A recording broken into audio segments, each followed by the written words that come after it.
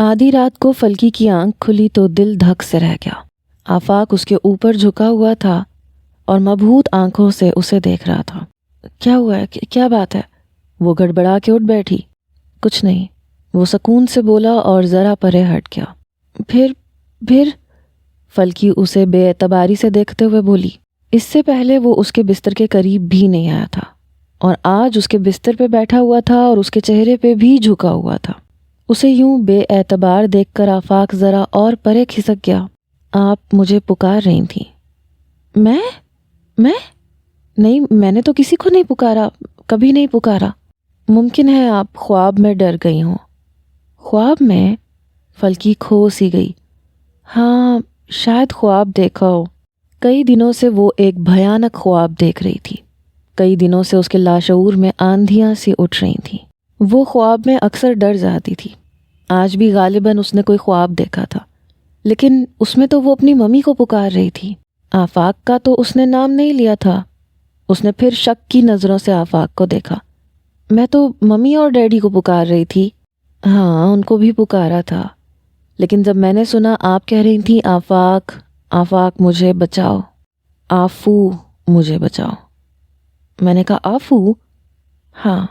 فلکی سوگواری سے مسکرا دی۔ دل میں وہ ہمیشہ اسے آفو ہی کہتی تھی۔ کیا آپ کو کوئی ذہنی پریشانی ہے؟ اگر آپ مجھے اس قابل سمجھیں تو بتا دیں، شاید میں کچھ کر سکوں۔ آفاق نے اتنے پیار سے کہا کہ فلکی نے نظریں اٹھا کر اس کی آنکھوں میں گاڑ دیں۔ آپ مجھ پہ اعتبار کر سکتی ہیں۔ میں کئی دنوں سے آپ کو پریشان دیکھ رہا ہوں، اس لیے پوچھ رہا ہوں، لیکن اگر نہیں بتانا چاہتی تو سو جائیے۔ آفاق اپنے بستر پر چلا گیا۔ شاید اس کی بھی نیند اڑ گئی تھی، اس لیے سونے کے بجائے سرہانے والا لیمپ آن کیا اور ایک رسالہ کھول کے پڑھنے لگا۔ فلکی ابھی تک بال پھیلائے اپنے پلنگ پر بیٹھی تھی۔ اس کے حلیے سے ہی لگ رہا تھا کہ بڑی وحشت زدہ ہے۔ اس نے خواب ہی ایسا دیکھا تھا۔ آفو؟ آفاق نے چونک کے سر اٹھایا تو فلکی اس کی جانب ملتجانہ نظروں سے دیکھ رہی تھی۔ آپ نے مجھے بلایا ہے؟ جی، لیکن خواب میں نہیں، ہوش میں پکارا ہے۔ جی فرمائیے۔ آپ نے مجھ سے کبھی میرے بارے میں پوچھا نہیں۔ آفاق تھوڑی دیر اس کے چہرے کی طرف دیکھتا رہا، پھر بولا، شاید میرا خیال ہو کہ میں آپ کے بارے میں سب کچھ جانتا ہوں۔ ہاں، ممکن ہے کہ آپ کا خیال درست ہو، لیکن پھر بھی کچھ باتیں ایسی ہوتی ہیں جو کبھی کسی کے علم میں نہیں آ سکتی۔ کیا کہنا چاہتی ہیں آپ؟ آپ نے مجھ سے ٹوٹ کے نفرت کی، میری عادتوں کا مذاق اڑایا، میری ہر بےہودگی کا مجھی کو ذمہ دار ٹھہرایا، مگر آپ نے کبھی یہ نہیں سوچا کہ یہ غلطی کب اور کہاں سے شروع ہوئی۔ گنہگار میں ہوں، میں اپنی صفائی پیش نہیں کر رہی، لیکن ممکن ہے کہ حالات نے مجھے ایسا کر دیا ہو۔ میں جانتا ہوں، میں آپ کو دوش نہیں دیتا۔ مجھے بچپن کی ایک کہانی اکثر پریشان کرتی رہتی ہے۔ میں آپ کو یہ کہانی سنانا چاہتی ہوں، اگر آپ سننا چاہیں۔ ضرور سنائیے۔ آفاق نے رسالہ بند کر دیا اور دیوار کے ساتھ ٹیک لگا کر بیٹھ گیا۔ کافی دیر بعد فلکی جب بولی تو اس کے لہجے کے ساتھ اس کی آواز بھی بدلی ہوئی تھی۔ بیگم صدر الدین اپنے وقت اور زمانے کی انتہائی حسین اور طرح دار خاتون تھیں۔ خوش قسمت لوگوں میں سے تھیں جو سونے کا چمچ لے کر چاندی کے پالنے میں پیدا ہوتے ہیں۔ ماں باپ دولت مند تھے، انہوں نے تو ناز اٹھانے ہی تھے۔ علی گڑھ سے BA کرنے کے بعد وہ فائن آرٹس کی تعلیم کے لیے پیرس چلی گئیں۔ وہاں پر ان کی ملاقات صدر الدین سے ہوئی۔ عمارت میں وہ ان کے ہم پلہ تھے۔ دونوں کی شادی ہو گئی۔ صدر الدین کا سارا کاروبار لاہور میں تھا، اس لیے وہ شادی کے بعد پاکستان آ گئے۔ صدر الدین کو اولاد کا بہت شوق تھا، اور نازلی صدر الدین اولاد کے نام سے گھبراتی تھیں۔ وہ نہ صرف معمولات میں زنجیر بن جاتے ہیں، بلکہ حسن اور جوانی بھی وقت سے پہلے دغا دے جاتے ہیں، اور نازلی ہمیشہ خوبصورت اور ہمیشہ جوان رہنا چاہتی تھی۔ بہرحال صدر الدین صاحب کی خواہش پوری ہوئی اور وہ امید سے ہو گئی۔ پہلے تو انہوں نے بہت واویلا کیا، شور مچایا کہ وہ یہ بےہودگی ہرگز برداشت نہیں کریں گی، لیکن پھر صدر الدین صاحب کی منت سماجت آڑے آئی اور انہوں نے صدر الدین صاحب سے وعدہ لے لیا کہ وہ آئندہ ماں بننا ہرگز پسند نہیں کریں گی، اور نہ ہی وہ اس بچے کو پالنے کی ذمہ داری لیں گی۔ صدر الدین صاحب نے نہ صرف یہ کہ ان کی ساری شرائط مانی بلکہ زندگی بھر ممنون رہنے کا بھی وعدہ کیا۔ سو ان کے ہاں ایک چاند سی بیٹی نے جنم لیا جس کا نام فلک ناز رکھا گیا۔ فلک ناز کے لیے ایک نرس اور ایک آیا کا بندوبست کیا گیا۔ آیا دن میں اس کا خیال رکھتی تھی، نرس رات کو ڈیوٹی دیتی تھی۔ نازلی نے فلکی کو اپنا دودھ نہیں پلایا تھا۔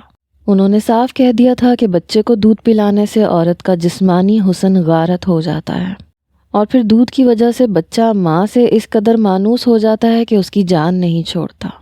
ڈبے کا دودھ، امپورٹڈ کپڑے، جھولے، گاڑیاں، دو مصنوعی مائیں، ایک آیا، ایک گورنس، بے شمار نوکر۔ پیدا ہوتے ہی یہ سب فلک ناز کا مقدر بن گیا تھا۔ لوگ فلک کی قسمت پہ رشک کرتے تھے، اور ممی اس وقت پیرس چل دیں جب وہ صرف 3 مہینے کی تھی۔ انہیں اپنے لٹکے ہوئے فگر کا بہت فکر تھا، اور ہر روز انہیں یہ فکر ستاتا تھا کہ شاید ان کے چہرے پہ 1-2 فالتو لکیریں نمودار ہو گئی ہیں۔ ڈیڈی نے ان کو پیرس جانے کی اجازت دے دی۔ پھر اس کے بعد یہ معمول بن گیا۔ وہ موسم بہار میں چلی جایا کرتی، کبھی فرانس، کبھی جرمنی، کبھی امریکہ، کبھی یورپ۔ کبھی ڈیڈی بھی ان کے ہمراہ چلے جاتے، کبھی کاروبار کے لیے، کبھی ممی کی خوشنودی کے لیے۔ اتنی بڑی کوٹھی میں جہاں ہر کمرے میں اٹلی اور ہالینڈ کے بڑے بڑے فانوس جلا کرتے تھے، بے شمار نوکروں کے ساتھ فلکی پاؤں چلنا سیکھتی تھی۔ سب لوگ کھاتے تھے، عیش کرتے تھے۔ وہ ایک دودھ کی بوتل منہ میں ڈالے سب کو پٹر پٹر دیکھا کرتی تھی۔ ذرا سا روتی تو سارے نوکر اکٹھے ہو جاتے، لیکن نوکروں کے چہرے میں وہ چہرہ نظر نہ آتا جو اس کے لیے سکون کا سامان تھا۔ ڈیڈی جب رات کو گھر آتے، وہ سسک سسک کر چوسنی ڈالے ننھے تکیے کو بازو میں لیے سو چکی ہوتی تھی۔ آتے ہی وہ دبی آواز میں نوکروں سے پوچھتے، بیبی سو گئی کیا؟ جی سر۔ روئی تو نہیں تھی؟ نہیں سر۔ اس کی طبیعت ٹھیک ہے نا؟ جی سر۔ اس مہینے اسے ڈاکٹر الوی کے پاس لے کر گئے تھے؟ جی سر۔ وزن بڑھ رہا ہے نا؟ جی سر۔ اور باقی سب ٹھیک ہے نا؟ سر جی ٹھیک ہے سب کچھ۔ ممی دوسرے ملکوں سے فون کرتی تھیں اور آیا سے فون پہ پوچھا کرتی تھیں، بیبی کیسی ہے؟ بیبی کا خیال رکھا کرو۔ اور جب واپس آتی تو بیبی کے لیے بے شمار کھلونے، فراک، گاڑیاں اور جانے کیا کیا لاتی۔ لیکن اس سب سے فلکی خود سر ہو گئی تھی۔ بہت سے بن مانگے کھلونے آسیب کی طرح اس کے کمرے میں بکھرے رہتے، اور وہ بہت بے رحمی سے انہیں توڑتی رہتی۔ ٹوٹے ہوئے کھلونوں کی جگہ آیا اندر سے نئے کھلونے لا کے رکھ دیتی۔ فلکی پھر توڑ دیتی، پھر زمین پہ ایڑیاں رگڑ رگڑ کے چلانے لگتی۔ اگر ممی آواز سن لیتی تو دیکھنے آ جاتی، فلکی کی ضد سن کر ہنس پڑتی۔ پھر آیا جی سے کہتی، اس کی بات جلدی مان لیا کرو، بچوں کو سمجھانے سے بچے ضدی ہو جاتے ہیں۔ آیا کو بیگم صاحبہ کا حکم ماننا ہوتا تھا، مگر آیا جتنا زیادہ فلکی کا حکم مانتی وہ اتنی زیادہ چڑچڑی، ضدی اور خود سر ہوتی جاتی۔ آیا کے بال نوچ لیتی، نوکروں کے منہ پہ برتن توڑ دیتی، اپنے خوبصورت فراک الماری میں سے نکال کے چولہے میں ڈال دیتی۔ کسی کو بھی فلکی کو مارنے یا ڈانٹنے کی اجازت نہ تھی۔ وہ جو بھی کرے اسے حق تھا، اس پر کوئی حق کی ملکیت نہیں جتاتا تھا۔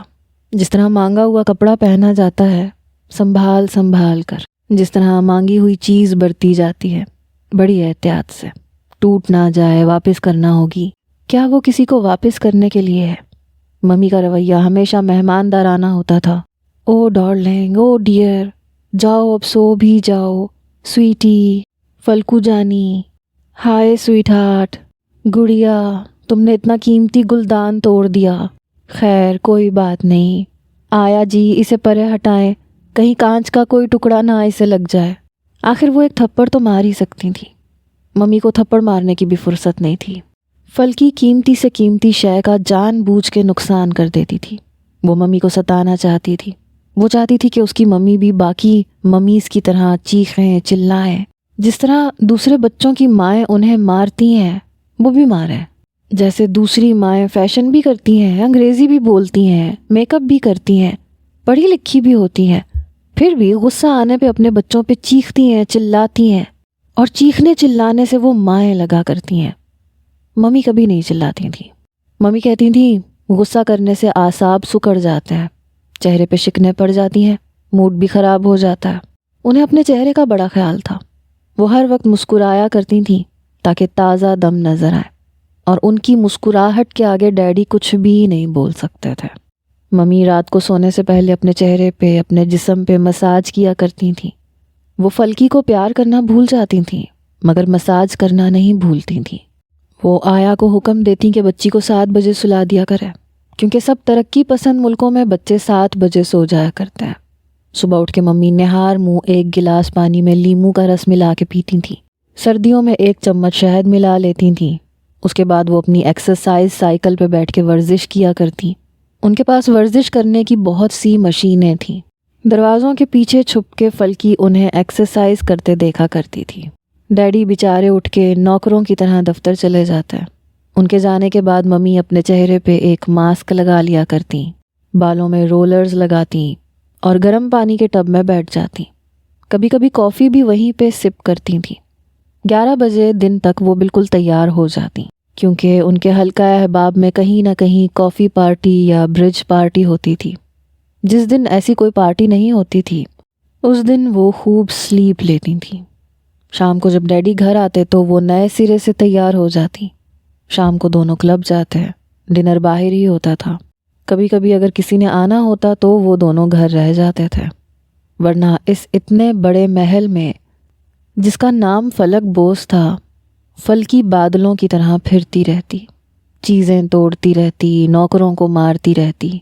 ممی کو ہر شے کی ہوش تھی سوائے اولاد کے۔ ایک بیٹی کی ماں بننے کے بعد انہوں نے جیسے ڈیڈی کی 7 پشتوں پہ احسان کر دیا تھا۔ یہ ان دنوں کی بات ہے جب فلکی 9 سال کی تھی، 4تھی جماعت میں پڑھتی تھی۔ فلکی کی آیا کا داماد مر گیا، اسے اچانک چھٹی پہ جانا پڑا۔ ممی سے اس نے کہہ دیا کہ وہ 2 دن کے بعد واپس ضرور آ جائے گی، لیکن وہ آ نہ سکی۔ اس کا خط آیا کہ داماد کے مرنے سے اس کی بیٹی کا دماغ الٹ گیا ہے اور جب تک اس کی بیٹی ٹھیک نہیں ہو جاتی وہ آ نہیں سکے گی۔ ممی عجیب سی الجھن میں گرفتار ہو گئیں۔ انہی دنوں انہوں نے ایک نیا اور نوجوان ملازم رکھا تھا جو ممی کے کپڑے استری کرتا تھا، برتن لگاتا اور باقی سارا بیروں والا کام کرتا تھا۔ فلکی کو صبح صبح آیا جی سے تیار ہونے کی عادت تھی۔ آیا جی نہیں ہوتی تھیں تو وہ صبح صبح خوب چلایا کرتی، جس سے ممی کی نیند خراب ہوتی اور وہ نہیں چاہتی تھیں کہ انہیں ڈسٹرب کیا جائے۔ انہوں نے شیر خان کی ڈیوٹی فلکی کے کمرے میں لگا دی۔ ممی نے فلکی کے سارے چھوٹے بڑے کام اس کے ذمہ لگا دیے۔ اس رات کلب میں نیو ایئر پارٹی تھی۔ اس پارٹی کے لیے ممی نے نہایت شاندار ساڑی منگوائی تھی۔ نیو یارک سے وہ ایک کوٹ لائن تھی۔ دوپہر کے کئی گھنٹے انہوں نے بیوٹی ٹریٹمنٹ میں صرف کیے تھے۔ ٹھیک 8 بجے پارٹی شروع ہونی تھی اور 7:45 بجے ممی گھر سے نکل پڑیں۔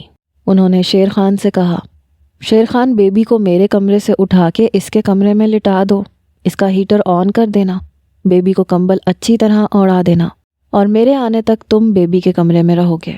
نیند آئے تو وہیں قالین پہ سو جانا۔ جی ٹھیک ہے، یہ کہہ کے شیر خان نے تابعداری سے سر جھکا دیا۔ گاڑی گیٹ سے باہر نکل گئی۔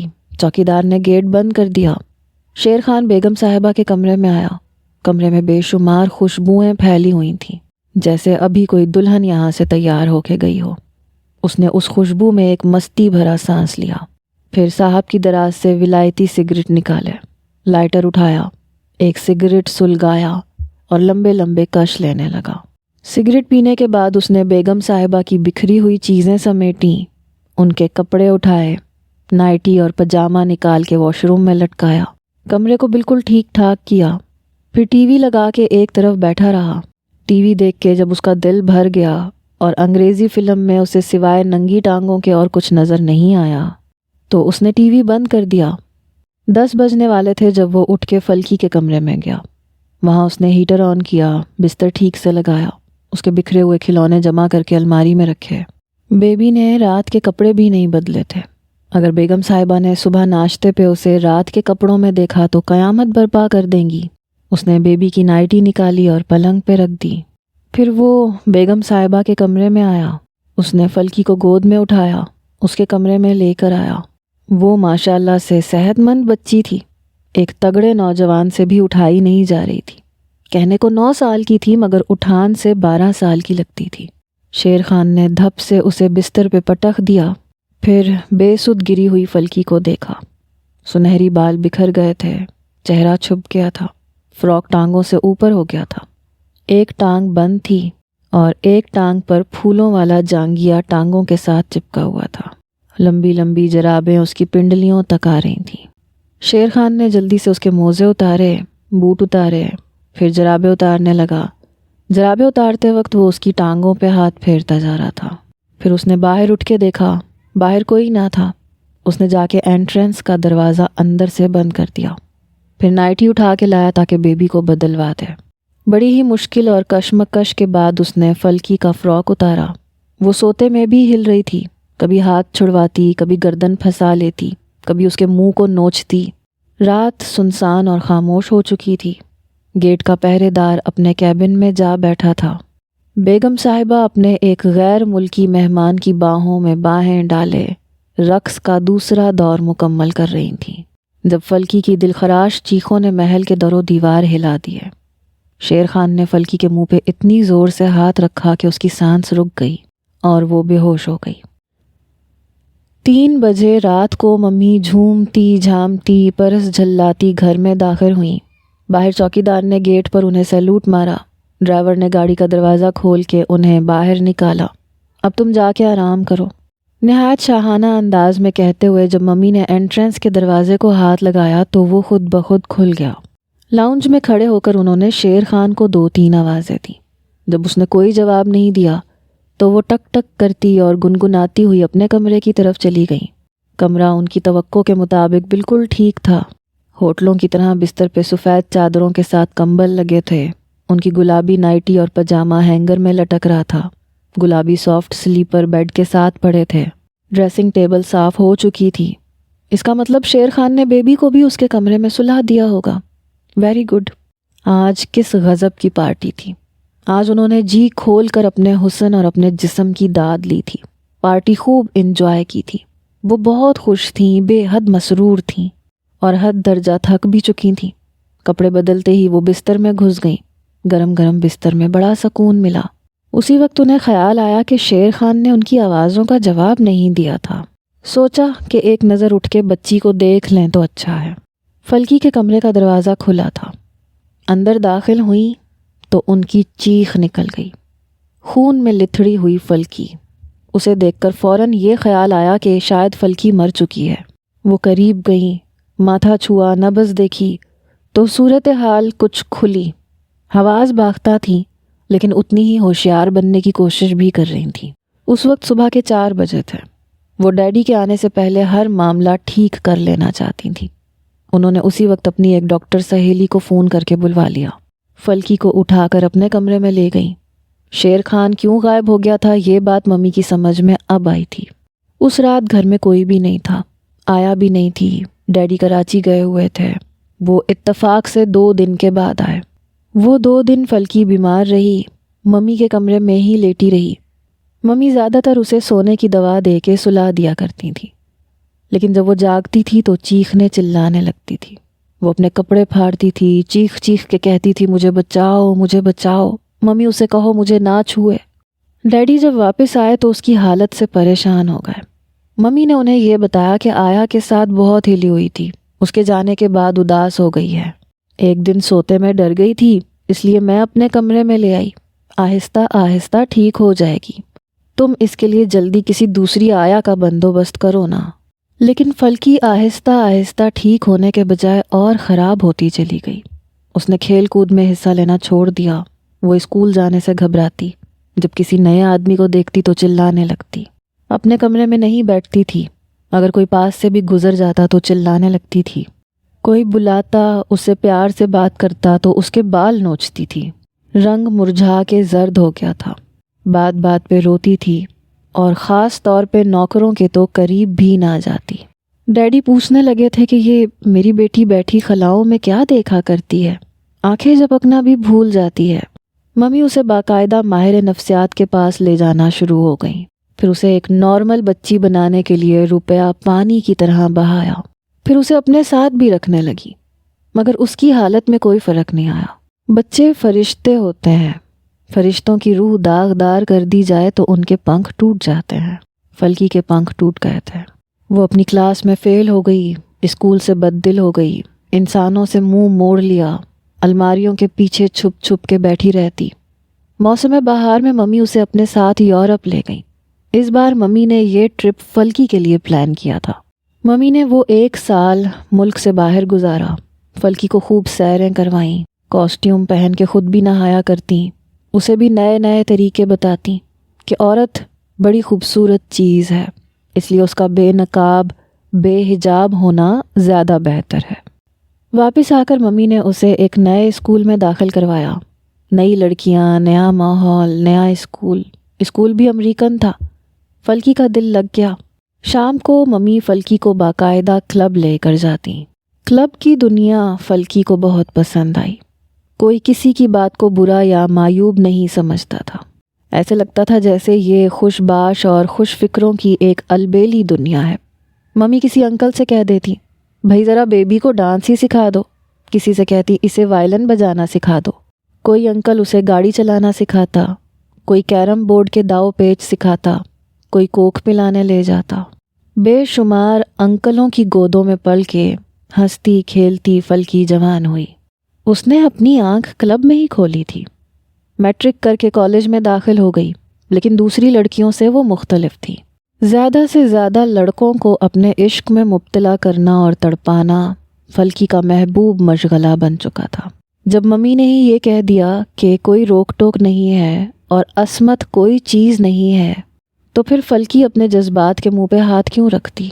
انگریزی ناولوں اور انگریزی فلموں نے سونے پہ سہاگے کا کام کیا۔ تن کی دولت لٹاتے ہوئے اسے کبھی دکھ نہیں ہوا تھا، اور من کی آنکھ کھول کے دیکھنے کی اس نے کبھی آرزو نہیں کی تھی۔ اس کی ممی نے اس کو سکھایا تھا کہ لائف انجوائے کرنے کے لیے ہے۔ جوانی کے درخت پر بار بار پھل نہیں آتا اور بار بار اس سے لطف اندوز ہونا چاہیے۔ اسے کیا پتا تھا کہ محبت کیا شے ہے، شوہر کسے کہتے ہیں، شادی کا پھندا کیوں بنایا گیا ہے، شادی کا مقصد کیا ہے، گھر بار کسے کہتے ہیں، بچے کیوں ضروری ہیں، اور یہ گھرداری۔ اسے یہ چیزیں نہ بتائی گئی تھیں، نہ دکھائی گئی تھیں، نہ سکھائی گئی تھیں۔ جب اس کی بات ختم ہوئی تو صبح کی اذان ہو رہی تھی۔ آفاق اپنی سوجی سوجی آنکھوں سے اس کے روتے روتے چہرے کو دیکھ رہا تھا۔ اس کا دل چاہ رہا تھا کہ آج وہ اس بدلی ہوئی لڑکی کو اپنے کلیجے سے لگا لے، لیکن وہ بستر سے اٹھ کے کھڑا ہوا، آ کے اس کے پلنگ پہ بیٹھا، کہنے لگا، آپ نے کبھی نماز پڑھی ہے؟ حیرت سے اس کی آنکھوں میں دیکھتے ہوئے فلکی نے نفی میں سر ہلایا۔ نماز پڑھنے سے بھی اتنا ہی سکون ملتا ہے جتنا گناہوں کا اعتراف کرنے سے، مگر میں نے کبھی نماز نہیں پڑھی۔ اللہ میاں کیا کہیں گے؟ اللہ میاں کچھ نہیں کہتے۔ اللہ کا در ہمیشہ کھلا رہتا ہے، وہ کبھی اپنے بندوں سے مایوس نہیں ہوتے، اور وہ چاہتے ہیں کہ ان کے بندے انہیں پکاریں۔ نماز آتی ہے؟ جی، اس نے نظریں جھکاتے ہوئے کہا۔ اٹھیں، آج میرے ساتھ نماز پڑھیں۔ فلکی جب وضو کر کے لاؤنج میں آئی تو سنہری اور کاسنی پو پھٹ رہی تھی۔ آسمان کے سرمئی کناروں سے پرنور بادل پھٹتے اور بکھرتے جاتے تھے۔ فَبِأَيِّ آلَاءِ رَبِّكُمَا تُكَذِّبَانِ۔ جب فلکی نماز پڑھ کے لاؤنج میں آئی تو آفاق کے کمرے سے تلاوت کی بڑی دل سوز آواز آ رہی تھی۔ فلکی کی آنکھ کھلی تو اس نے ارد گرد دیکھا اور ہڑبڑا کے اٹھ بیٹھی۔ دوپہر کا وقت تھا، دھوپ صحن کو پار کر گئی تھی۔ وہ جلدی سے اٹھ کے بیٹھی۔ وہ اپنے کمرے کے بجائے ٹی وی لاؤنج میں سو رہی تھی۔ لاؤنج میں وہ کیسے پہنچ گئی؟ ادھر ادھر نظر گھمائی تو اس کی نظر سرہانے پہ پڑی۔ جائے نماز پڑی ہوئی تھی جسے اس نے خود تہہ کر کے سرہانے کی طرف رکھا تھا۔ تب اسے سب کچھ یاد آیا۔ الگ صبح اس نے یہاں نماز پڑھی تھی۔ شاید اس نے زندگی میں پہلی بار نماز پڑھی تھی، یا شاید پہلی بار اس طرح پڑھی تھی، خشوع و خضوع کے ساتھ، سراپا التجا بن کے، خطا کار بن کے، معافی کی خواستگار بن کے، اور اس کے دل کو بے حد سکون ملا تھا۔ اس کی روح ہلکی پھلکی ہو گئی تھی۔ آفاق تو دفتر چلا گیا ہوگا، جانے اس نے ناشتہ کیا یا نہیں۔ اس نے عبدالکریم کو آواز دی۔ قدموں کے چلنے پھرنے کی آوازیں آ رہی تھیں۔ عبدالکریم دوڑ کے اس کے قریب آیا۔ صاحب کو ناشتہ کروایا تھا؟ جی میں آپ کو جگانے آ رہا تھا. میں نے صاحب کو کہا تھا کہ بیگم صاحبہ کا حکم ہے کہ آپ کو ناشتہ ان کے سوا اور کوئی بھی نہیں کروائے گا، مگر انہوں نے کہا کہ بیگم صاحبہ کو نہ جگاؤ، انہیں سونے دو. رات ان کی طبیعت خراب تھی اور جب تک وہ خود نہ جاگیں انہیں کوئی نہ جگائے. فلکی کا دل دھڑکنے لگا. اسے آفاق پہ بے حد پیار آیا. آپ کے لیے چائے لاؤں؟ ہاں عبدالکریم. فلکی اپنے خیالوں سے چونکی. میرا ناشتہ بنا کے یہیں لے آؤ. بہت اچھا. کاندھے پہ جھاڑن رکھ کے عبدالکریم باورچی خانے کی طرف چلا گیا. فلکی اٹھ کے غسل خانے میں گئی، دانت صاف کیے، منہ دھویا، ڈریسنگ کے سامنے کھڑے ہو کے بال درست کرنے لگی. پھر واپس آ کے لاؤنج میں بیٹھ گئی. اسے رات کی ساری باتیں یاد آنے لگیں. پتہ نہیں جو کچھ رات کو ہوا وہ سچ تھا یا جھوٹ، لیکن خواب تو نہیں تھا. لیکن فلکی اتنی بہادر کیسے ہو گئی کہ اس نے آفاق کو اپنی زندگی کی ایک ایک بات بتا دی. اس نے آہستہ آہستہ ناشتہ ختم کیا اور پھر جیسے اس کے دل میں خود بدھ لگنی شروع ہو گئی. ممکن ہے کہ آفاق دوپہر کے کھانے پر آئے. وہ اس کا رد عمل دیکھنا چاہتی تھی. ناشتے کے بعد فلکی نے سوچا کہ وہ نہا دھو کر کپڑے بدل لے. آج وہ ذرا ڈھنگ سے اپنا آپ بدلے. مسلسل بجتی ہوئی فون کی گھنٹی نے فلکی کو جگا دیا. دوپہر کو جب وہ نہا دھو کے تازہ دم ہو کر گیلے بالوں سمیت بستر پہ لیٹی تو جانے کب جھپکی آ گئی. اب جو آنکھ کھلی تو دوڑ کے لاؤنج میں گئی. فون کی گھنٹی مسلسل بج رہی تھی. ہیلو، اس نے نیند میں ڈوبی ہوئی آواز میں کہا. تو آفاق بولا، فلک کیا بات ہے، آپ کی طبیعت خراب ہے؟ نہیں تو آپ کی آواز بھاری ہو رہی ہے. جی میں سو رہی تھی. کیا صبح سے ابھی تک؟ نہیں، فلکی نے ہنس کے کہا. دوپہر کے کھانے پہ آپ کا انتظار کر رہی تھی، آپ نہیں آئے تو پھر سو گئی تھی. ہاں آج ہمارا ایک کاروباری لنچ تھا. جب میں صبح آیا تو آپ سو رہی تھیں، اس لیے میں آپ کو بتا نہیں سکا. اپنی میٹنگ سے فارغ ہو کر میں ابھی آیا ہوں، سوچا کہ آپ کو اطلاع دے دوں. کوئی بات نہیں، فلکی نے آہستہ سے کہا. مجھے معلوم نہیں تھا اس لیے میں کافی دیر آپ کا انتظار کرتی رہی. آپ نے کھانا کھایا ہے؟ نہیں. کیوں؟ وہ ناشتہ ہی 1 بجے کیا تھا، پھر سوچا تھا کہ آپ آئیں گے تو آپ کے ساتھ کھانا کھا لوں گی، پھر سو گئی تھی. تو آپ کو ابھی بھی میرا انتظار ہے یا نہیں؟ انتظار تو آخری سانس تک رہتا ہے، آپ جانتے ہیں. یہ کہہ کے فلکی نے جلدی سے فون رکھ دیا. جو کچھ اس نے کہہ دیا تھا وہ اس کا رد عمل نہیں جاننا چاہتی تھی. ریسیور رکھ کر وہیں گم سم کھڑی رہی. یہ میں نے کیا کہہ دیا؟ آفاق بھی کیا سوچے گا؟ فلمی لڑکیوں والا انداز اختیار کر لیا. اسی وقت گھنٹی دوبارہ بجی. اس نے آہستگی سے ریسیور اٹھایا. بھائی میں نے آپ کو یہ بتانا تھا کہ آج رات کی فلائٹ سے اسحاق آ رہا ہے. اسحاق یعنی آپ کا بھائی؟ ہاں آفاق نے کہا. آج اس کی فیکس آئی تھی. آپ اسے لینے کے لیے ایئرپورٹ جا سکتی ہیں. میں تو اسے پہچانتی بھی نہیں ہوں. وہ آپ کو پہچان لے گا. مگر میں جاؤں گی کیسے؟ ڈرائیور کے ساتھ چلی جائے. کتنے بجے آئے گا جہاز؟ رات کو 9:30 بجے. نہیں یہ تو بہت لیٹ ہے، آپ خود لے آئیں. میں گھر پہ رہوں گی، کھانے وغیرہ کا بندوبست کر دوں گی. میں آ جاؤں آپ کو لینے؟ نہیں میرا گھر پہ رہنا ضروری ہے، اس کے لیے کمرہ بھی ٹھیک کروانا ہوگا. آپ لے آئیں جا کر. اچھا. آفاق کچھ دیر سوچتا ہوا بولا، میں 9 بجے دفتر سے اٹھوں گا، پھر ایئرپورٹ چلا جاؤں گا. پھر ہمیں آنے میں ذرا دیر ہو جائے گی، لیکن کھانا ہم گھر پہ کھائیں گے. جی ٹھیک ہے، خدا حافظ. رات کو جب اسحاق آیا تو اس نے دیکھا کہ دونوں کے قد برابر تھے، لیکن حلیے میں واضح فرق تھا. اسحاق دبلے پتلے جسم کا لمبا سا لڑکا تھا. چہرہ آفاق سے زیادہ گورا تھا. امریکہ پلٹ لڑکوں والا حلیہ تھا. شوخ رنگ کی دھاری دار شرٹ، گلے میں لاکٹ پہنا ہوا تھا. آفاق اور اسحاق میں 5 سال کا فرق تھا، لیکن ان کے حلیے سے پوری ایک نسل کا فرق لگ رہا تھا.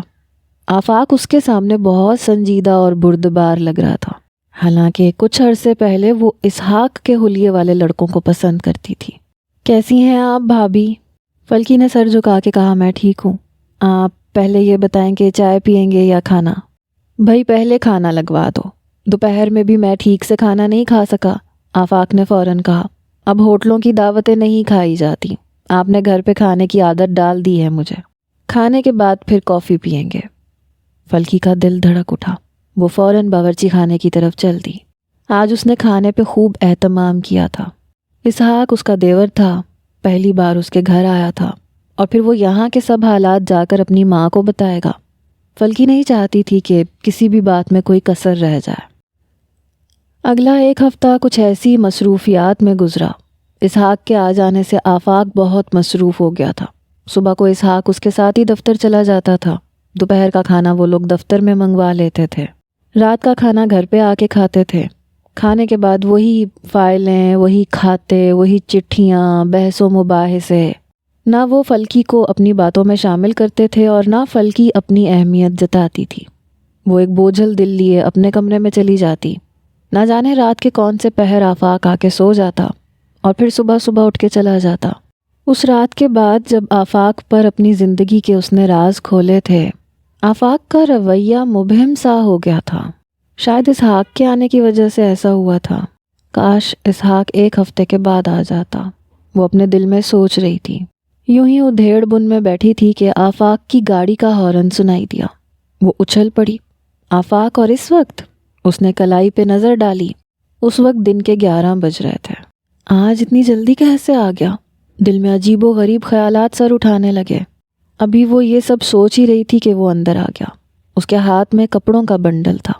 فلکی اس کے پیچھے پیچھے اس کے کمرے میں چلی آئی۔ فلک، یہ کپڑے میں ڈرائی کلینر سے لے آیا ہوں، اگر آپ کو تکلیف نہ ہو تو میرا سامان پیک کر دیں۔ آفاق نے اپنی وارڈروب سے اپنے کپڑے اور دوسری چیزیں نکال نکال کے پلنگ پہ رکھنا شروع کر دی۔ مگر آپ کہاں جا رہے ہیں؟ میں ذرا امریکہ جا رہا ہوں۔ ذرا؟ فلک گرتے گرتے بچی۔ آفاق نے دیکھا نہیں، بولے گیا، میں نے اسحاق کو اسی لیے بلوایا تھا، مجھے ایک ضروری کام سے امریکہ جانا ہے، وہاں والے دفتر کو بھی دیکھنا ہے۔ میری عدم موجودگی میں اسحاق یہاں دفتر کا کام سنبھال لے گا۔ میں نے اسے سب کچھ سمجھا دیا ہے۔ فلکی کا دل بجھنے لگا۔ آفاق نے اسے اس قابل بھی نہیں سمجھا تھا کہ پہلے سے اپنا پروگرام بتا دیتا۔ آپ کتنے عرصے کے لیے جا رہے ہیں؟ یہی کوئی 5-6 مہینے۔ 5-6 مہینے؟ فلکی کا دل جیسے رونے لگا۔ کب جا رہے ہیں؟ آج رات 9:30 پہ جہاز روانہ ہونا ہے، میں 8 بجے چلا جاؤں گا۔ اچھا، اب میں چلتا ہوں، ابھی دفتر میں بھی کچھ ضروری کام نمٹانے ہیں۔ آفاق اس کی زرد رنگت کی پرواہ کیے بغیر باہر چلا گیا۔ رات کو وہ آفاق کو چھوڑنے ایئرپورٹ تک آئی تھی۔ اسحاق کے ساتھ وہ سارا راستہ کاروباری گفتگو کرتا رہا۔ اچانک اسحاق بولا، بھابھی بڑی اداس لگ رہی ہیں۔ کیوں فلک؟ آفاق نے جھک کے اس کا چہرہ دیکھا۔ مجھے تو ایسے لگ رہا ہے جیسے ابھی رو پڑیں گی۔ کیوں بھابھی؟ اسحاق نے شیشے میں نگاہ جما کے اس کی طرف دیکھا۔ فلکی تھر تھر کانپنے لگی۔ ارے نہیں، فلک بہت بہادر لڑکی ہے۔ آفاق نے جانے کس لہجے میں کہا، فلکی کو سمجھ نہیں آئی۔ آپ کی ممی کب آ رہی ہیں فلک؟ آفاق نے پوچھا۔ 2 مہینے بعد۔ میں ویسے ملوں گا ان سے وہاں پہ، آفاق نے پھر کہا۔ کوئی پیغام دینا ہو تو بتائیں، آپ کو جو مناسب سمجھے کہہ دیں۔ اچھا، آپ کے لیے کیا لاؤں وہاں سے؟ کیا کہوں؟ فلکی سوچ میں پڑ گئی۔ ممی نے بتایا تھا کہ آپ کو چاکلیٹس بہت پسند ہے۔ فلکی سوگواری سے ہنس پڑی۔ ممی ابھی تک اسے بچی سمجھتی تھیں۔ ایئرپورٹ آ گیا تھا۔ آفاق اپنا سامان چیک ان کروا کے آ گیا تھا۔ مسافر اندر جانا شروع ہو گئے تھے۔ اوکے، اس نے ایک دم اپنا ٹکٹوں والا ہاتھ خالی کر کے فلکی کی طرف بڑھایا۔ اس نے آہستہ سے اپنا زرد اور ٹھنڈا ہاتھ اس کے ہاتھ میں دے دیا۔ کچھ لمحے فلکی اور آفاق اسی طرح وہاں کھڑے رہے۔ میں جلدی آ جاؤں گا، گھبرائیے گا نہیں، اسحاق آپ کو اچھی کمپنی دے گا۔ پھر آفاق نے ہاتھ چھڑوا لیا۔ فلکی کا ہاتھ وہیں معلق رہ گیا۔ آفاق نے جاتے جاتے ایک بار پھر ایک نگاہ فلکی پہ ڈالی تھی۔ وہ نگاہ اتنی بھرپور تھی کہ فلکی جیسے بت بن گئی، جیسے اسے میسمرائز کر دیا گیا ہو۔ خدا حافظ، خدا حافظ۔ بھابھی، او بھابھی! اسحاق نے شور مچا رکھا تھا۔ کہاں ہو بھائی؟ جب کوئی آواز نہیں آئی تو وہ فلکی کے کمرے میں چلا آیا۔ قالین پہ سبز جائے نماز بچھائے فلکی نماز پڑھ رہی تھی۔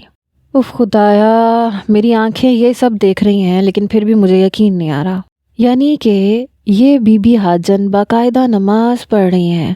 وہ بڑبڑاتا ہوا کبھی کمرے کے اندر آتا تھا، کبھی کمرے کے باہر۔ اتنے میں فلکی نے دعا کے لیے ہاتھ اٹھا لیے۔ وہ شیشے کے سامنے آ کے کھڑا ہوا، اس کا اسپرے اپنے کپڑوں پہ چھڑکنے لگا۔ فلکی نے نماز پڑھنے کے بعد جائے نماز کو طے کیا اور اسٹول پہ رکھا۔ تمہیں کتنی بار کہا ہے بغیر اجازت کے کمرے میں نہ آیا کرو اسحاق، فلکی نے ناگواری سے کہا۔ وہ تھوڑا سا مسکرایا۔ بھیا کے لیے اداس ہو گئی ہو نا؟ ان کی واپسی کے لیے دعائیں مانگ رہی ہو نا؟ فلکی کو ہنسی آ گئی۔ میں پکچر کے 2 ٹکٹ لے کے آیا ہوں، چلو جلدی سے تیار ہو جاؤ ورنہ دیر ہو جائے گی۔ میں نہیں جاؤں گی۔ کیوں نہیں جاؤ گی؟ میں زبردستی لے کے جاؤں گا۔ اسحاق، میرے ساتھ زبردستی نہ کرنا، میں طبیعت کی بہت بری ہوں، میں بھی کوئی اچھا آدمی نہیں ہوں۔ بھیا کی شرافت سے میرا اندازہ مت لگانا۔ بھیا کی شرافت؟ فلکی ذرا سا مسکرائی۔ تم اپنے بھائی کو بڑا شریف سمجھتے ہو۔ ایسے کرو تم اپنے کسی دوست کو لے جاؤ۔ اس وقت میں کون سے دوست کو لے کے جاؤں گا؟ پکچر شروع ہونے میں 10 منٹ باقی رہ گئے ہیں صرف، بس آپ جلدی تیار ہو جاؤ۔ اسحاق فوراً کمرے سے باہر نکل گیا۔ وہ غسل خانے میں گھس گئی۔ 15 منٹ برباد کر کے جب وہ باہر آئی تو اسحاق غصے سے کھول رہا تھا۔ وہ چپ چاپ اس کے ساتھ آ کے گاڑی میں بیٹھ گئی۔ شکر ہے آئی تو صحیح۔ دیکھو اسحاق، مجھے مزہ نہیں آتا۔ اگر پکچر شروع ہو چکی ہوئی تو؟ نہیں ہوئی ہوگی، یہ انگریزی فلم ہے، یہ دیر سے شروع ہوتی ہے۔ پلیز ایک بات میں کہہ دوں، اگر فلم شروع ہو چکی ہوئی تو پھر میں ہرگز اندر نہیں جاؤں گی۔ ٹھیک ہے۔ اور فلکی دعا کرنے لگی کہ پکچر شروع ہو چکی ہو۔ سینما ہال پہنچ کے اسحاق جلدی سے اترا اور اندر چلا گیا۔ اللہ کرے پکچر شروع ہو چکی ہو، فلکی دل ہی دل میں دعائیں کرنے لگی۔ ابھی وہ بیٹھی دعائیں کر رہی تھی کہ اس نے دیکھا کہ ایک خاتون ہنستی مسکراتی پرس جھلاتی اندر سے آ رہی ہے۔ فلکی نے سرسری نظر سے دیکھا تو وہ چہرہ شناسا لگا، پھر بڑے غور سے دیکھا۔ جب وہ قریب آئی تو فلکی نے پہچان لیا، وہ نوری تھی، آفاق کی دوست نوری۔ آج بھی نوری نے براؤن رنگ کی ساڑی پہن رکھی تھی اور اتنی سخت سردی میں سلیو لیس بلاؤز پہنا ہوا تھا۔ پہلے تو اسے بڑا غصہ آیا، پھر اس کے دل میں حسد کے جذبات لہریں لینے لگے۔ نوری کا سامنا کرنا بہت برا لگا۔ دوسرے ہی لمحے اس کا تجسس جاگا۔ اس کا دل چاہا کہ وہ نوری کو روکے، اس سے باتیں کرے اور اس سے یہ پوچھے کہ جب آفاق اس کی خاطر امریکہ چلا گیا تو وہ یہاں کیا کر رہی ہے۔ نوری کی نظر اس پہ نہیں پڑی تھی۔ وہ ہنستی ہوئی پرس جھلاتی ہوئی اپنی گاڑی کی طرف بڑھتی چلی جا رہی تھی۔ تبھی فلکی نے ایک دم سے اپنی کار کا دروازہ کھول دیا اور دوڑ کے نوری کے سامنے کھڑی ہو گئی۔ ارے نوری! نوری ایک دم چونکی۔ ارے آپ فلکی! یہ کہہ کے اس نے فلکی کو اس طرح لپیٹ لیا کہ فلکی کا ایک رخسار نوری کے رخسار کے ساتھ مس ہوا۔ نوری کے جسم میں سے جان لیوا خوشبوئیں اٹھ رہی تھیں۔ نوری ایک بھڑکتا ہوا شعلہ لگ رہی تھی اور فلکی بجھی ہوئی آگ۔ کیسی ہو؟ نوری نے پوچھا۔ آفو کہاں ہے؟ اچھے ہو تم میاں بیوی؟ اپنے آپ میں مگن رہتے ہو، اس دعوت کے بعد تو صورت ہی نہیں دکھائی۔ پکچر دیکھنے جا رہی ہو یا دیکھ کے واپس جا رہی ہو؟ نہیں، میں پکچر دیکھنے آئی تھی، بلکہ زبردستی لائی گئی تھی۔ اسحاق کو تو آپ جانتی ہوں گی۔ ہاں ہاں، وہ اپنائیت سے بولی۔ آفو کا چھوٹا بھائی؟ جی، وہ مجھے زبردستی لے کے آیا تھا۔ ہاں، کاکو، فلموں کا بڑا شیدائی ہے وہ، اور یہ بچپنا اس کا کبھی نہیں جائے گا۔ آفو اور کاکو میں زمین آسمان کا فرق ہے۔ فلکی کو یوں محسوس ہوا کہ جب نوری آفاق کا ذکر کرتی ہے تو اس کے لہجے میں شہد گھل جاتا ہے۔ اسی وقت ایک اونچا لمبا بڑی بڑی کلموں گھنی گھنی مونچھوں اور لمبے لمبے بالوں والا ایک آدمی بازو پہ ایک سفید کوٹ لٹکائے باہر آیا اور ان کے قریب آ کے کھڑا ہو گیا۔ تم دنیا کے کسی خطے میں چلی جاؤ، تمہیں کوئی نہ کوئی واقف کار ضرور مل جاتا ہے، اس نے پائپ کا کش لے کر کہا۔ نوری اس طرح ہنسی جس طرح سکے ایک دوسرے سے ٹکراتے ہیں۔ ڈونٹ بی جیلس، اس نے ایک ادا سے کہا۔ پھر فلکی سے بولی، میں پہلے تعارف کروا دوں، یہ سرمد ہے۔ بھئی آگے بھی کچھ بولو، سرمد نے اسے ٹوکا۔ میں نے کہا تھا نا فلکی تم سے کہ پاکستان میں میرا دل ہے، تو یہ ہے وہ دل جس کے لیے میں یہاں آ گئی۔ سرمد کہا لگا کے ہنسا۔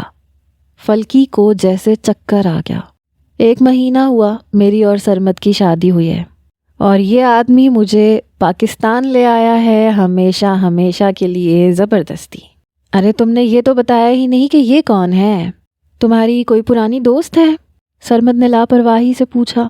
نہیں یہ میری دوست نہیں ہے بلکہ یہ دوست سے بھی بڑھ کے کچھ ہیں۔ کیا مطلب؟ ارے یہ میری بھابھی ہیں، اور وہ بھابھی جس کے بارے میں کہا جاتا ہے کہ غالب ندی میں دوست سے آتی ہے بوئے دوست ہیں۔ یہ دوست بھابھی کیا چکر ہے بھائی؟ میں تو تمہاری سب بھابھیوں کو جانتا ہوں۔ کون سے بھائی نے چوری چھپ کے کی ہے شادی؟ نہیں نہیں، نوری زور سے ہنسی۔ تمہیں یاد ہے آفاق؟ ہاں ہاں، سرمد کی آنکھوں میں شناسائی کی چمک لہرائی۔ یہ فلکی ہے، آفو کی بیوی۔ جانتے ہو ان دونوں کی لو میرج ہوئی ہے۔ اچھا؟ ہاں مجھے آفو نے خود بتایا تھا، اور واقعی فلکی اور آفو کا جوڑ ہے۔ یہ کیا ڈرامہ ہو رہا ہے بھائی؟ اسحاق ایک دم سے بیچ میں کود پڑا۔ ارے کاکو، او نوری آپا۔ تھوڑی سی الیک سلیک اور خیر و عافیت دریافت کرنے کے بعد اسحاق نے فلکی کی طرف منہ کر کے کہا، بسورتا ہوا منہ لے کے نکلی تھی نا، آدھی فلم چل چکی ہے۔ یہ محترمہ آ نہیں رہی تھی میرے ساتھ، ان کا موڈ نہیں تھا، ان کو شوہر صاحب یاد آ رہے تھے۔ اس کی بات پہ نوری نے ایک دم چونک کے پوچھا، ارے ہاں آفو کہاں ہے؟ چلے گئے امریکہ، ایک جگہ تو ٹک کے رہ نہیں سکتے نا وہ، اسحاق نے اسی لہجے میں کہا۔ اور بھائی اگر گپ لگانی ہے نا تو کسی اچھی جگہ چل کے بیٹھتے ہیں، اب تو مجھے بہت بوریت ہو رہی ہے، اسحاق نے کہا۔ چلو کسی ریسٹورنٹ میں بیٹھتے ہیں، سرمد نے بولا۔ نہیں ایسے کریں، ہمارے گھر چلتے ہیں، وہاں بیٹھ کے گپ شپ ہو جائے گی، فلکی نے ذرا جرت کر کے کہا۔ نوری نے اجازت طلب نظروں سے سرمد کی طرف دیکھا۔ سرمد نے کہا ٹھیک ہے۔ وہ لوگ اپنی اپنی موٹروں میں بیٹھ کر گھر آ گئے۔ فلکی جلدی سے کافی کا کہہ کے ڈرائنگ روم میں آ گئی۔ فلکی میں تم سے خفا ہوں، نوری نے پیار سے کہا، تم سے بھی اور آفو سے بھی۔ کیوں؟ تم دونوں میری شادی پہ کیوں نہیں آئے؟ آفاق یہاں نہیں تھے۔ ہاں لیکن تم تو آ سکتی تھیں۔ فلکی کی سمجھ میں نہیں آیا کہ وہ کیا جواب دے، اسے تو پتہ بھی نہیں تھا کہ اس کی شادی ہے، آفاق نے اسے کارڈ بھی نہیں لا کے دیا تھا۔ فلکی تھوڑی دیر چپ رہ کے بولی، میں آپ کو منا لوں گی، آفو نے تمہیں بالکل اپنے جیسے کر دیا ہے۔ ارے بس بس، اسحاق کھڑا ہو گیا، مجھ سے پوچھیں، یہ پوری کی پوری آفاق بن چکی ہیں، انتہائی بور قسم کی خاتون ہیں یہ، ان کا بس چلے تو بھیا کے آنے تک ورت رکھ لیں، فلمیں دیکھنا ان کو برا لگتا ہے، ہنسنے بولنے سے یہ پرہیز کرتی ہیں، سنسار سے انہیں چڑ ہو گئی ہے، ہر ایک کو کاٹ کھانے کو دوڑتی ہیں۔ اسحاق ایسے تو نہ بولو، فلکی ہنس کے کھڑی ہو گئی۔ عبدالکریم کافی لے آیا تھا، سب نے اپنی اپنی پیالی لے لی۔ تمہیں ایک مزے کی بات بتاؤں فلکی، ہم تینوں کا بچپن اکٹھا گزرا ہے، میں، آفو اور سرمد ایک ہی فلیٹ میں رہا کرتے تھے، ہم تینوں ایک ہی اسکول میں پڑھتے تھے اور اکثر مل کے کھیلا کرتے تھے۔ دل سے تو مجھے سرمد پسند تھا، لیکن میں اسے جلانے کے لیے اکثر آفو کا سہارا لیا کرتی تھی۔ جب کسی بات سے سرمد انکار کرتا تھا تو میں آفو کے پاس چلی جاتی تھی، اور اس طرح یہ بہت جلا کرتا تھا۔ ہاں، اور یہ جلانے کا سلسلہ اس نے ابھی تک جاری رکھا ہوا ہے، سرمد ہنس پڑا۔ پھر وہ سب بچپن کی باتیں یاد کرنے لگے۔ تھوڑی دیر بعد سرمد گھڑی دیکھتا ہوا کھڑا ہو گیا، چلیں آج ایک ڈنر پہ بھی جانا ہے۔ نوری بھی ایک دم کھڑی ہو گئی، او ہاں مجھے یاد ہی نہیں رہا۔ اچھا فلکی اب اجازت دو، فلکی بھی کھڑی ہو گئی۔ بھائی تم واپس کب جا رہے ہو کاکو؟ میں تو جانے کے لیے پر تولے بیٹھا ہوں، اب وہ حضرت رانجھا صاحب اپنی ہیر سیال کے پاس تشریف لائیں تو میری خلاصی ہو۔ مجھے تو ایسے لگ رہا ہے جیسے شیر پنجرے میں بند ہو گیا ہے۔ بھائی اس کا تو کچھ کرو بھابھی، سرمد نے کہا۔ ہاں اس کی بھی شادی کرواتے ہیں، فلک نے ہنستے ہوئے جواب دیا۔ ان لوگوں کے جانے کے بعد فلک اپنے کمرے میں آ گئی۔ اسے معلوم تھا کہ اب فلم کا سارا غصہ اسحاق اس پہ نکالے گا۔ رات کو سوتے وقت فلکی کا دل بہت مطمئن تھا، خواہ ہی نوری پہ شک کر رہی تھی۔ نوری تو بہت اچھی لڑکی ہے، بہت صاف گو اور صاف شفاف۔ ایک دن الس صبح جب وہ نماز پڑھ کے فارغ ہوئی تو فون کی گھنٹی بجی۔ فلکی کا دل دھڑک اٹھا، اتنی صبح کون فون کر سکتا ہے؟ ایسی بے وقت کالیں تو پردیس سے آیا کرتی ہیں، شاید اس کو میرا خیال آ گیا ہو۔ وہ ایک دم اٹھی اور ننگے پاؤں دوڑتی ہوئی فون کے قریب آئی۔ دھڑ دھڑ دھڑکتے دل کے ساتھ اس نے ریسیور اٹھایا۔ ہیلو؟ ایک مانوس سی آواز نے اسے خوابوں کے جزیرے سے باہر لا کے پھینکا۔ ہیلو ہیلو فلکی ڈارلنگ، یہ وہ مانوس آواز تھی جسے وہ بچپن سے سنتی آ رہی تھی۔ ممی آپ ہیں؟ بالآخر اس نے گلے میں سے آواز کھینچ کے کہا، ہاں ڈارلنگ، کیسی ہو؟ اچھی ہوں ممی، آپ کب آئیں؟ میں ابھی آئی ہوں، کراچی ایئرپورٹ سے تمہیں فون کر رہی ہوں۔ ڈیڈی کہاں ہے؟ وہ بھی آئے ہیں، سامان کے بکھیڑے نمٹا رہے ہیں۔ میں یہاں انتظار میں کھڑی تھی تو سوچا اتنی دیر اپنی فلکی سے بات کر لوں۔ ہم یہاں کراچی ایئرپورٹ پر ہیں، 9 بجے والے جہاز میں ہماری لاہور کی بکنگ ہوئی ہے۔ تم ایئرپورٹ پہ آؤ گی؟ جی آ جاؤں گی ممی۔ ضرور آنا، تمہیں دیکھنے کو آنکھیں ترس گئی ہیں۔ ممی کو ہمیشہ 5-6 مہینے بعد صورت دیکھنے کا خیال آتا تھا۔ خدا حافظ ممی۔ آوازیں بند ہو گئیں، فلکی نے فون واپس رکھ دیا۔ فلکی نے جلدی جلدی دوپہر کے اور رات کے کھانے کے بارے میں عبدالکریم کو سمجھایا۔ اسحاق کو بھی دفتر جانے سے پہلے بتا دیا کہ آج وہ ممی کے ہاں چلی جائے گی اور میں رات کو واپس آ جاؤں گی۔ ٹھیک ہے بھابھی، اسحاق نے جواب دیا۔ ایئرپورٹ جانے سے پہلے فلکی بڑے اہتمام سے تیار ہوئی۔ اس نے موتیوں کے کام والی فیروزی رنگ کی ساڑی پہنی، خوب اچھا میک اپ کیا، بڑے پیارے بال بنائے، ایک ہلکا فیروزے کا سیٹ پہنا تاکہ ممی پر اس کی اداسی اور سوگواری ظاہر نہ ہو۔ ممی کو ویسے بھی بنی سنوری عورتیں اچھی لگتی تھیں، اور پھر وہ ممی کو اپنی گزشتہ زندگی کا کوئی تاثر نہیں دینا چاہتی تھی۔ یہ وہی فلکی تھی جو 6 ماہ پہلے ممی کو ایک ایک بات بتا دینا چاہتی تھی، اور اب وہ ایک ایک بات چھپانے کا تہیہ کیے ہوئے تھی۔ لاؤنج سے باہر آتے ہی ممی اس سے خوب گلے لگا کے ملی، بار بار اس کا منہ چومتی رہیں، ہاتھ پکڑ پکڑ کے اس کی خیریت دریافت کرتی رہیں۔ تم ذرا کمزور لگ رہی ہو، یا میرا وہم ہے؟ رنگ بھی ویسا چمکدار نہیں رہا۔ نہیں میں ٹھیک تو ہوں۔ ممی کے ایسے جملوں پہ اسے رونا آ رہا تھا، لیکن ڈیڈی کے سینے سے لگتے وقت تو اس کے سچ مچ آنسو نکل آئے، جسے اس نے بڑی نفاست سے صاف کر لیا۔ ممی پہلے سے زیادہ اسمارٹ اور تازہ دم لگ رہی تھیں، چہرے کی سلوٹیں بھی حیرت انگیز طور پہ کم ہو گئی تھیں۔ فلکی اپنے تمام تر میک اپ کے باوجود ان کے سامنے مرجھائی لگ رہی تھی۔ اس بار تو بہت انجوائے کیا میں نے، تمہاری طرف سے بے فکری بھی تھی نا، اس لیے۔ ہاں میری طرف سے تو ہمیشہ ہی ان کو بے فکری ہوتی ہے، اس نے دل میں سوچا۔ ہاں آفو ملا تھا مجھے، ممی اچانک بولی۔ میں ان دنوں کینیڈا میں تھی، اس نے مجھے نیو یارک سے فون کیا تو میں 2 دن کے لیے نیو یارک آ گئی، اس کی ممی کے پاس بھی ٹھہری تھی۔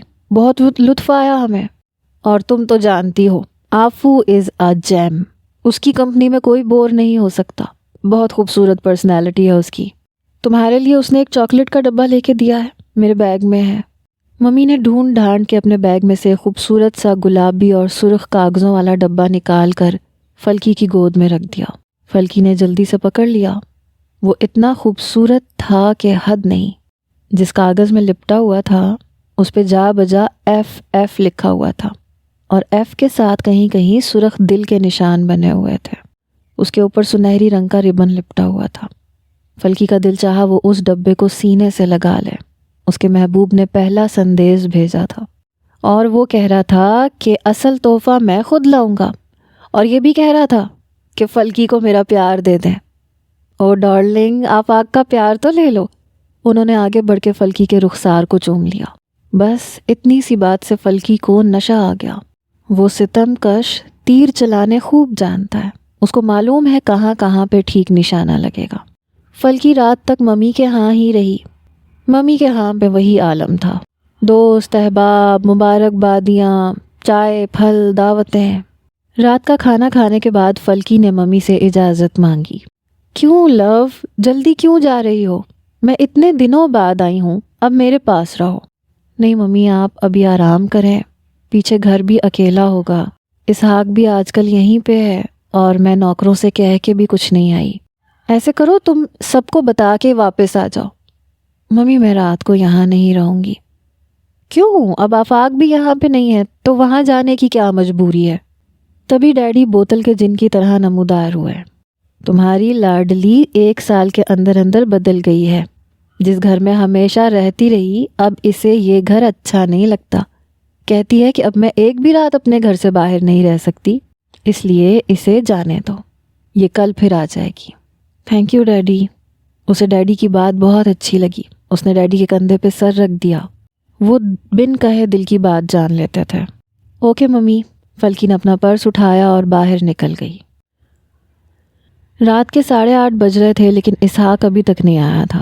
ہر روز تو وہ 6 بجے ہی آ جایا کرتا تھا۔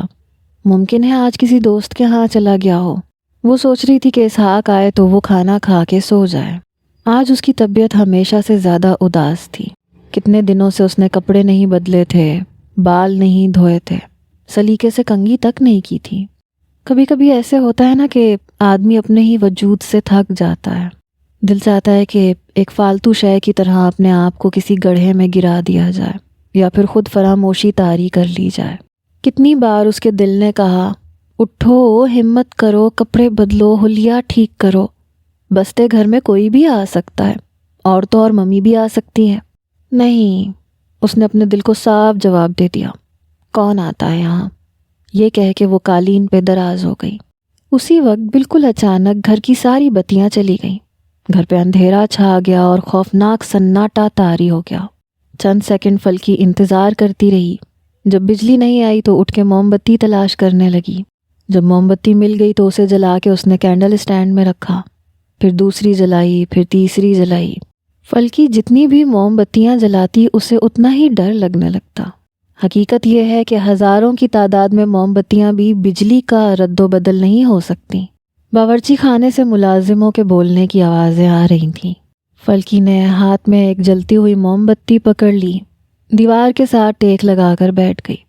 پھر اس نے موم کے قطروں سے ذرا سے ننگے فرش پہ آفاق کا نام لکھ دیا، پھر میز پہ، پھر پاس پڑی ہوئی کتاب پہ آفو، پھر اس نے اپنی ہتھیلی پہ بھی لکھ دیا۔ گرم گرم قطرہ اس کی ہتھیلی پہ گرا تو اس کی جان نکل گئی، لیکن وہ بے دردی سے اپنی ہتھیلی جلائے گئی، جلاتی رہی، جب اچانک، بالکل اچانک، دھڑ سے دروازہ کھلا اور فلکی موم بتی سمیت لرز کے چونک گئی۔ موم بتی اس کے ہاتھ میں کانپی اور پھر وہ یوں کھڑی ہوئی جیسے اس نے دروازے میں بھوت دیکھ لیا ہو۔ دروازے میں آفاق کھڑا تھا، وہی آفاق جس کا نام اس نے ہتھیلی پہ لکھا تھا، اس کا آفاق۔ وہ والہانہ انداز میں اسے تک رہا تھا۔ اس کے ایک ہاتھ میں بریف کیس تھا، دوسرے ہاتھ میں کیمرہ تھا۔ اس نے سلیٹی رنگ کا سرخ دھاریوں والا سوٹ پہن رکھا تھا۔ وہ پہلے سے زیادہ صحت مند اور چاق و چوبند نظر آ رہا تھا۔ آنکھوں میں چمک تھی، چہرے پہ سرخی تھی، رنگ کھل کے اور بھی صاف ہو گیا تھا، ہونٹوں پہ پیاری سی مسکان تھی۔ وہ دونوں ایک دوسرے کی جانب پاگلوں کی طرح دیکھ رہے تھے۔ اس کی لٹیں گلے میں جھول رہی تھیں، ہاتھ میں موم بتی کی لو تھر تھرا رہی تھی۔ جلتا ہوا موم اس کی ہتھیلی پہ جمع ہو رہا تھا۔ اس کا دوپٹہ کندھوں سے ڈھلک کے کلائی پہ گر گیا تھا۔ سارا عالم جیسے ٹھہر گیا تھا۔ جب ایک دم موم بتی ختم ہوئی، پگھلا ہوا موم ایک شعلے کی طرح بھڑکا اور شعلے نے اس کے دوپٹے کو پکڑ لیا جو ہتھیلی پہ سرک آیا تھا۔ ارے آپ نے اپنا دوپٹہ جلا لیا! بریف کیس فرش پہ رکھ کے آفاق چیختا ہوا اس کی طرف دوڑا۔ اس کا دوپٹہ کھینچ کے نیچے پھینکا، پھر اپنے بھاری بوٹ مار مار کے دوپٹے کی آگ بجھانے لگا۔ دوپٹہ جلا تو تمہیں نظر آ گیا، میں جو دین دنیا جلا بیٹھی، تن من پھونک بیٹھی، آگ ہی آگ بھر لی اپنے جیون میں، تمہیں وہ آگ نظر نہیں آئی؟ وہ دل ہی دل میں سوچ رہی تھی۔ ارے یہ گرم گرم موم آپ کا ہاتھ جلا دے گا۔ آفاق نے دوپٹے کی آگ بجھا کے اس کی طرف دیکھا، پھر قریب آ کے بڑی تشویش سے اس کا لرزتا ہوا ہاتھ تھام لیا۔ اسی وقت بتیاں جل اٹھیں، کمرہ روشن ہو گیا، چاروں طرف چکا چوندھ ہو گئی۔ فلکی آہ بھر کے رہ گئی۔ آفاق نے اس کا ہاتھ تھاما ہوا تھا، ہتھیلی پہ چھالوں کی صورت میں آفو لکھا ہوا تھا۔ آفاق نے فرش پہ دیکھا، میز پہ دیکھا، کتاب پہ دیکھا، اخبار پہ دیکھا، ادھر ادھر ہر جگہ آفو لکھا ہوا تھا۔ اس کی نگاہ پلٹ کر آئی، فلکی کے چہرے پہ ٹھہر گئی۔ پر برا ہو اسحاق کا، اسی وقت لات مار کے دروازہ کھولا اور اندر آ گیا۔ او ہو بھائی، یہاں تو لو سین ہو رہا ہے۔ میں باہر گاڑی میں بیٹھا بیٹھا اکڑ گیا۔ مجھے آپ یہ کہہ کے آئے تھے کہ ابھی کسی ملازم کو بھیجتا ہوں سامان اٹھانے کے لیے۔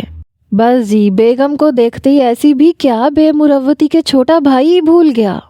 آفاق نے فوراً فلکی کا ہاتھ چھوڑ دیا تھا، ایک کھسیانہ سا کہا لگایا، پھر ملازموں کو آوازیں دینے لگا۔ تو اسحاق انہیں لینے گیا تھا اور مجھے اطلاع بھی نہیں دی۔ اس کے چہرے پہ ایک دم ناگواری سی چھا گئی۔ یہ دونوں بھائی مجھے اس قابل سمجھتے ہی نہیں ہے کہ کسی خوشی میں شریک کیا جا سکے۔ فلکی نے گھور کے اسحاق کو دیکھا اور منہ پھیر لیا۔ ارے بھابھی، مجھے اس طرح کھا جانے والی نظروں سے نہ دیکھیں، میرا کوئی قصور نہیں ہے اس میں۔ مجھے تھوڑی دیر پہلے بھیا نے ایئرپورٹ سے فون کیا تھا، میں اتفاق سے دفتر میں ہی بیٹھا ہوا تھا، جا کے انہیں لے آیا۔ اب باقی حساب کتاب آپ ان سے دریافت کریں۔ فلکی نے آفاق کی طرف ملامت بھری نظروں سے دیکھا۔ جو اچانک سے ملاقات ہوتی ہے اس کی خوشی الگ ہوتی ہے، میں آپ کو اس خوشی سے محروم نہیں رکھنا چاہتا تھا۔ فلکی کے سارے گلے آپ دور ہو گئے۔ میں جانتی ہوں مسٹر آفاق، تم کیوں اچانک سے آئے ہو۔ تمہاری داسی تمہارے نام پہ بیٹھی دیے جلا رہی تھی، یہی دیکھنا چاہتے تھے نا تم؟ اس نے دل ہی دل میں کہا۔ بھیا، اس خاتون نے آپ کے پیچھے مجھے بہت بور کیا، قسم اللہ پاک کی، میرے آباء و اجداد کی توبہ، جو کبھی کسی شوہر پرست خاتون کے گھر میں اکیلا رہوں۔ فلکی وہاں سے دانستہ کھسک گئی، سیدھی باورچی خانے میں گئی۔ آج رات کے کھانے پہ اس نے بالکل بھی اہتمام نہیں کیا تھا۔ اسحاق زیادہ تر رات کو کھانے کا عادی نہیں تھا۔ عبدالکریم کو چند ضروری ہدایات سمجھا کے وہ دوبارہ ڈرائنگ روم میں آ گئی۔ آفاق بڑی ادا سے نرم صوفے پہ دراز تھا۔ اس وقت اس نے اپنا کوٹ اتار دیا تھا، بال ذرا سے بکھر گئے تھے اور ان بکھرے بالوں میں وہ بہت اچھا لگ رہا تھا، ہمیشہ سے زیادہ اچھا لگ رہا تھا۔ اس نے نظر چرا کے اپنے کپڑوں کی طرف دیکھا، میلے چیکٹ ہو رہے تھے، آج وہ جمع دار نہیں لگ رہی تھی۔ رات 11 بجے انہوں نے خوب چٹخارے لے کے کھانا کھایا۔ فلکی نے ہر چیز آفاق کی پسند کی بنائی تھی۔ کھانے کے بعد دونوں بھائی پھر کاروباری معاملات پہ گفتگو کرنے لگے۔ فلکی تھوڑی سی دیر کے لیے اپنے کمرے میں آئی۔ جب واپس آئی تو ڈرائنگ روم خالی تھا۔ یہ لوگ کہاں گئے؟ وہ آفاق کے کمرے تک گئی، جھانک کے دیکھا آفاق جوتوں سمیت چت لیٹا ہوا تھا۔ وہ آنکھیں بند کیے پڑا تھا۔ اس نے اس کے پاؤں کی طرف دیکھا، پاؤں میں بوٹ اسی طرح سے تھے۔ وہ اندر آئی، جھک کے اس کے بوٹوں کے تسمے کھولنے لگی۔ آفاق چونکا، پھر اس نے آنکھوں پہ سے اپنا بازو ہٹا کے اسے دیکھا۔ آپ ہیں؟ اس نے پاؤں کھینچ لیے۔ یہ کیا کر رہی ہیں آپ؟ میں آپ کے جوتے اتار رہی ہوں، آپ شاید بہت تھک گئے ہیں۔ فلکی نے زبردستی اس کے پاؤں پکڑ کے جوتے اتار دیے، پھر اس کی جرابیں کھینچ لیں۔ اندر سے گورے گورے صاف پاؤں نکل آئے۔ اس نے بڑے پیار سے دونوں پیروں پہ ہاتھ پھیرا تو آفاق یوں تڑپ کے اٹھا جیسے کسی بچھو نے اسے ڈنگ مار لیا ہو۔ جلدی سے اپنی ٹائی کی نوٹ ڈھیلی کی، گلے سے نکال کے اس کے ہاتھ میں پکڑا دی۔ میں کئی راتوں سے سویا نہیں ہوں فلک بیگم۔ اچھا؟ فلکی کا دل دھڑک اٹھا تھا۔ سوالیہ نظروں سے اس نے آفاق کی جانب دیکھا۔ میں سونا چاہتا ہوں اور بہت تھکا ہوا ہوں، اس لیے اپنے کمرے میں ہی سو جاؤں گا۔ مہربانی کیجیے گا صبح جب تک میں خود نہ اٹھوں مجھے کوئی نہ جگائے۔ جی ٹھیک ہے، فلکی نے مری ہوئی آواز میں کہا۔ اس نے رضائی کی تہہ لگا کے اس کے پائنتی کی طرف رکھ دی۔ اس کا سامان کمرے میں ایک طرف لگا دیا، پھر مڑ کے آفاق کی طرف دیکھا تو وہ رضائی میں گھس گیا تھا۔ زیرو کا بلب جلا کے فلکی نے کمرے کی بتیاں گل کیں اور آہستہ آہستہ چلتی ہوئی کمرے سے نکل آئی۔ صبح اسحاق ناشتہ کر کے دفتر چلا گیا تھا۔ فلکی نے سارا گھر صاف کروایا، ہر کمرے میں نئے پھول سجائے۔ کئی بار اس نے آفاق کے کمرے میں جھانک کے دیکھا، وہ بچوں کی مانند بے سدھ سویا پڑا تھا۔ شام کو 4 بجے آفاق کے کمرے سے ہلکا ہلکا سگریٹ کا دھواں نکلا۔ ڈرتے ڈرتے اس نے اندر جھانک کے دیکھا، آفاق سیدھا لیٹا چھت کو گھور رہا تھا اور سگریٹ پی رہا تھا۔ آپ اٹھ گئے، چائے لا دوں یا کچھ اور؟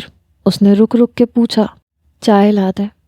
وہ دوڑ کے کچن میں گئی، ٹرالی میں چائے لگا کے لے آئی۔ آفاق نے اپنی سگریٹ بجھائی اور بستر پہ بیٹھ گیا۔ فلکی نے اٹھ کے تپائی آگے رکھ دی، پھر اخبار اٹھا کے اس کے آگے رکھ دیا۔ وہ جانتی تھی کہ چائے پیتے وقت آفاق اخبار ضرور دیکھتا ہے۔ آپ پلیز میرا سامان کھول دیں گی؟ ہاں ضرور۔ فلکی کھڑی ہو گئی۔ اس نے باری باری دونوں سوٹ کیسوں کی طرف دیکھا۔ آفاق جب گیا تھا تو صرف ایک سوٹ کیس لے کر گیا تھا، اب واپسی پہ 2 لایا تھا۔ وہ سوچنے لگی کہ پہلے کون سا سوٹ کیس کھولے۔ چابی میرے کوٹ کی جیب میں ہے شاید۔ فلکی نے اس کے کوٹ کی جیبیں ٹٹولیں، چابیاں نکل آئیں۔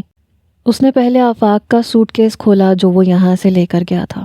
سب کپڑے نکالے جو بے ترتیبی سے بھرے ہوئے تھے، سوٹوں کو ہینگر میں لٹکایا، جوتے نکال کے شو ریک میں رکھے، ٹائیاں اپنی جگہ پہ لٹکائیں، میلی قمیضیں، بنیانیں اور جرابیں دھونے کے لیے پلاسٹک کے بیگ میں ڈال دیں، شیونگ کٹ نکال کے ڈریسنگ ٹیبل پہ رکھ دی۔ اس نے دوسری چابی نکال کے دوسرا سوٹ کیس کھولنا چاہا تو آفاق جلدی سے بولا، بھائی یہ سوٹ کیس آپ کا ہے۔ یہ میری امی نے زبردستی میرے ساتھ کر دیا تھا۔ کہہ رہی تھیں کہ اس میں میری بہو کی چیزیں ہیں۔ کچھ تحائف آپ کو صوبیہ نے بھی بھجوائے ہیں، سب کچھ اسی میں ہی ہے، آپ دیکھ لیں، اندر صوبیہ کا خط بھی ہوگا۔ فلکی نے جلدی سے سوٹ کیس کھولا۔ اف، اتنی چیزیں، کوٹ، سویٹر، ساڑیاں، گھڑی، جیولری، پرفیوم۔ صوبیہ کی اور امی کی ایک ایک تصویر تھی اور ایک لمبا سا خط تھا۔ فلکی ایک ایک چیز کو محبت بھری نظروں سے دیکھ رہی تھی، جیسے یہ سوغاتیں اس نے زندگی میں پہلی بار دیکھی ہوں۔ آپ میرے لیے کیا لائے ہیں؟ یہ سب چیزیں تو امی نے بھیجی ہیں۔ ارے واہ، میں یہ سب کچھ اٹھا کے یہاں تک لایا ہوں، آپ کی خاطر مزدور بنا، اور یہ جوتے جو امی نے بھیجے ہیں اپنے سر پہ اٹھا کے لایا ہوں۔ اگر میں یہ چیزیں لانے سے انکار کر دیتا تو؟ آج باتیں بنانے سے کام نہیں چلے گا۔ آپ نے اپنی جیب سے کیا خریدا میرے لیے؟ بھائی میں نے جو اپنی جیب سے خریدا تھا وہ آپ کی ممی کے ہاتھ بھیج دیا تھا۔ وہ تحفہ تھا، وہ تو چاکلیٹ تھی۔ اچھا، تو چاکلیٹ تحفہ نہیں ہوتی؟ کھانے کی چیز تو کھائی جاتی ہے نا، تو آپ کے لیے میں خود جو آ گیا۔ یہ کہہ کے وہ جلدی سے غسل خانے میں گھس گیا۔ فلکی نے جلدی جلدی اس کا کمرہ ٹھیک کرنا شروع کر دیا تاکہ اس کے باہر آنے سے پہلے ہر چیز ترتیب سے رکھ دے۔ رضائی کی تہہ لگا کے جب اس نے چڑ مڑ سے نرم تکیوں کو اٹھایا تو ایک ڈبہ فرش پہ گر گیا۔ اس نے دیکھا سیاہ رنگ کا مخملی ڈبہ تھا۔ فلکی نے ڈرتے ڈرتے اسے اٹھایا کہ کہیں کچھ ٹوٹ نہ گیا ہو۔ کھولنے سے پہلے ڈر گئی کہ آفاق نکل آیا تو ڈانٹے گا کہ میں اس کی چیزوں کی تلاشی لے رہی ہوں، مگر آج دل تھوڑا باغی ہو رہا تھا۔ غسل خانے کی طرف پیٹ کر کے اس نے جلدی سے ڈبہ کھول دیا۔ وہ ہیروں کا ایک نازک سا سیٹ تھا، گلے کا لاکٹ، کانوں کے بندے اور ایک انگوٹھی، سب میں دل کی شکل بنی ہوئی تھی جس میں ننھے ننھے ہیرے بنے ہوئے تھے۔ اس نے جلدی سے وہ ڈبہ تکیوں کے نیچے واپس رکھ دیا، بستر پہ بیڈ کور ڈالا اور گھبرا کے باہر آ گئی۔ اپنے آپ کو نارمل کرنا بہت ضروری تھا، ورنہ بھید کھل جانے کا ڈر تھا۔ دل جب اچھی طرح تڑپ چکا تو پھر وہ اپنے حواسوں میں آ گئی۔ باورچی خانے میں گئی، وہاں سے آفاق کے لیے شیف کا پانی گرم کر کے لائی۔ میرا کوئی شلوار کرتا نکال دیجیے۔ آفاق شیف کا پانی لے کے غسل خانے میں چلا گیا۔ فلکی نے کپڑوں کی دراز کھول کے آفاق کے لیے خالی رنگ کا ایک کرتا شلوار نکال دیا، نئی بنیان نکالی، کرتے کو اپنی پسند کی پرفیوم لگائی اور نیا تولیہ نکال کے پلنگ پہ رکھ دیا۔ پلنگ کے پاس سے گزرتے ہوئے اس کا دل مچلا۔ اس کا دل چاہا کہ وہ دیکھے کہ ڈبیا اپنی جگہ پہ ہے یا نہیں، اور وہ اپنی خواہش کو روک نہ سکی۔ جلدی سے تکیہ اٹھا کے دیکھا تو ڈبیا اب وہاں نہیں تھی۔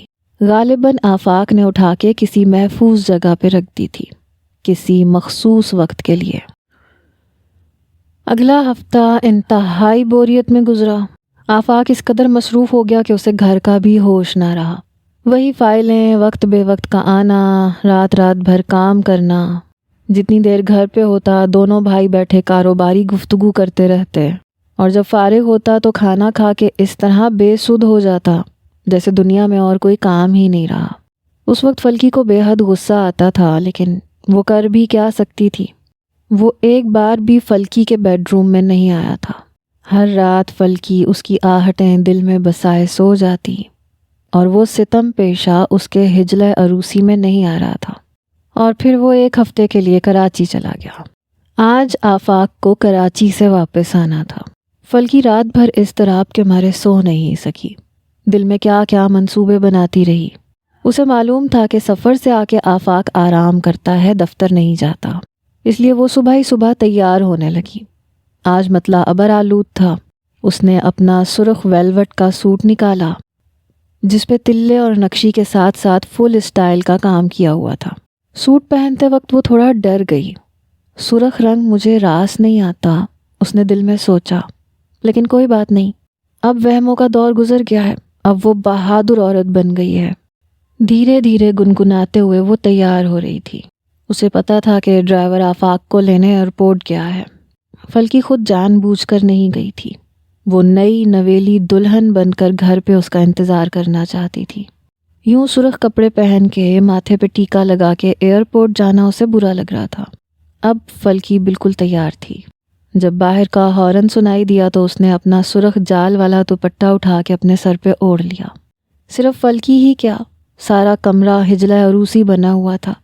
پلنگ پہ سرخ بیڈ کور بچھا ہوا تھا، سینٹرل ٹیبل پہ سرخ گلاب مسکرا رہے تھے، آتش دان میں سرخ رنگ کا ہیٹر جل رہا تھا، اور فلکی شعلہ بنی کھڑی تھی۔ کمرے میں خوشبو ہی خوشبو تھی، خوشبو، تنہائی، دلہن اور حسن۔ فلکی کو یوں محسوس ہو رہا تھا جیسے آج وہ کیل کانٹوں سے لیس ہو کر میدان جنگ میں کھڑی ہے، اور آج اسے اس محاورے پہ یقین آ رہا تھا کہ محبت اور جنگ میں سب جائز ہے۔ تھوڑی دیر بعد بھاری بوٹوں کی آواز سنائی دی اور پھر آفاق اندر آیا۔ آفاق نے یوں سرسری سی نظر فلکی کی طرف ڈالی جیسے کوئی دیوار کو یا کسی پودے یا کسی پرندے کو دیکھتا ہے، اور پھر صوفے پہ بیٹھ گیا۔ فلکی کا دل دھک دھک کر رہا تھا، وہ کھڑی کانپ رہی تھی، اس کے جذبات اس کے چہرے پہ لکھے ہوئے تھے، اس کے ارادے اس کے سرخ گھونگھٹ کی اونٹ سے جھانک رہے تھے۔ آفاق کا چہرہ سپاٹ تھا، نیلے آسمان کی طرح جس پہ بادل کا کوئی آوارہ ٹکڑا نہیں ہوتا۔ سگریٹ سلگا کے اس نے ہونٹوں میں دبایا، پھر فلکی کی طرف دیکھے بغیر بولا، فلک آپ جانتی ہیں آج کیا تاریخ ہے؟ فلکی نے بولنے کے بجائے نگاہ اٹھا کے سامنے دیوار پہ لگے سوئٹزرلینڈ کے کیلنڈر کی طرف دیکھا جو نئے مہینے کی نئی تاریخ دکھا رہا تھا۔ آج ہماری شادی کو 1 سال ہو گیا ہے نا؟ فلکی کی نگاہ 1 جنوری پہ اٹکی ہوئی تھی۔ آج، آفاق اسی سپاٹ لہجے میں گویا ہوا، آج میں نے سوچا ہے کہ اس یادگار دن کو کوئی انوکھا اور نرالا تحفہ دیا جائے۔ فلکی کا سارا خون چہرے پہ آ گیا، اس کا دھیان اس سیاہ مخملی ڈبیا کی طرف چلا گیا۔ آفاق بھی ایک دم کھڑا ہو گیا جیسے وہ بھی کسی کشمکش کا شکار ہو۔ اس نے فلکی کی طرف پیٹھ کی اور بولا، ایک بار آپ نے مجھ سے اپنی آزادی مانگی تھی اور میں نے وعدہ کیا تھا کہ جب آپ ایک اچھی خاتون بن کے دکھائیں گی تو میں آپ کو آزاد کر دوں گا۔ یہ کون سا موقع ہے یہ بات یاد دلانے کا؟ فلکی کی ٹانگیں لرزنے لگی۔ اس نے مڑ کے دیکھا، فلکی گم سم کھڑی تھی۔ اور میں نے اس وقت آپ سے یہ بھی کہا تھا کہ آپ شاید اپنا وعدہ بھول جائیں، لیکن میں اپنا وعدہ یاد رکھوں گا۔ میں بات کا دھنی ہوں، وعدے کا پکا ہوں، اور میری یادداشت قابل رشک ہے۔ اس نے طنزیہ انداز میں فلکی کی طرف دیکھا۔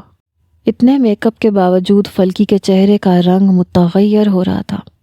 اس کی سمجھ میں نہیں آ رہا تھا وہ کہاں ہے، وہ کیا سن رہی ہے، اسے کیا کرنا چاہیے، اسے کیا کہنا چاہیے۔ تو آج وہ ڈرامائی انداز میں بولا، اس یادگار دن پر میں آپ کو آپ کی آزادی لوٹا رہا ہوں۔ آپ نے واقعی ایک مثالی خاتون بن کے دکھایا ہے، بڑی لگن کے ساتھ زندگی کا کرینہ سیکھا ہے۔ اسی دن کے لیے میں نے آپ کو نکاح کے بندھن میں قید کیا تھا۔ اگر آپ میرے ساتھ رہنا نہ چاہیں تو آپ جا سکتی ہیں، ابھی اسی وقت، ایک لمحے کے توقف کے بغیر۔ فلکی نے اپنا سر تھام لیا، اس کا لرزتا ہوا ٹیکا اس کی ہتھیلی پہ آ گیا۔ میں نے ایک مہربانی آپ کے ساتھ کی ہے، آپ مانے یا نہ مانے، لیکن میں نے آپ کے ساتھ کوئی بھی جسمانی تعلق قائم نہیں کیا، کیونکہ بعض اوقات جسم کا تعلق جذباتی وابستگی کا سبب بن جاتا ہے۔ میں نے آپ کو کبھی بھی مال غنیمت نہیں سمجھا، کبھی پامال نہیں کیا، حالانکہ میں ایک مرد ہوں، اور آپ جانتی ہیں کہ میرے لیے ایسے کرنا بہت کٹھن تھا، لیکن اگر میں زبردستی کرتا تو اپنی نظروں سے بھی گر جاتا۔ اس نے جیب میں سے ایک چیک نکالا، اسے ایش ٹرے کے نیچے رکھ دیا۔ میں نے کچھ رقم بینک میں آپ کے لیے مخصوص کر دی ہے، باقی اس گھر میں جو کچھ ہے آپ کا ہی ہے، آپ جو بھی لے کے جانا چاہیں آپ لے جا سکتی ہیں۔ آپ کی اپنی گاڑی باہر کھڑی ہے، اب آپ کا اس پہ اختیار ہوگا۔ خدا حافظ، اس نے کہا اور زن سے دروازے سے نکل گیا، جس طرح بندوق کی گولی نکل جاتی ہے۔ فلکی کو یوں محسوس ہوا جیسے کسی نے اس کی جان نکال دی۔ جب باہر آفاق کی گاڑی سٹارٹ ہونے کی آواز آئی تو وہ ہوش میں آئی۔ ہوش میں آتے ہی معاملے کی تہہ تک پہنچی، تصدیق کرنے کے لیے چلتی ہوئی اس چیک کے پاس آئی۔